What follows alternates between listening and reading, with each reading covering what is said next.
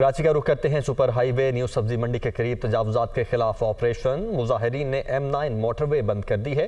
Police की मुजाहिरीन पर shelling और लाठीचार्ज। मुजाहिरीन ने फायर ब्रिगेड की गाड़ी को भी नुकसान पहुंचाया। पुलिस की जानिब से यह बताया जा रहा है।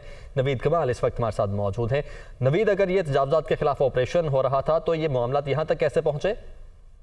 जी बिल्कुल, ये अगारा गोट है जहाँ पर जो है एक आबादी कायम है।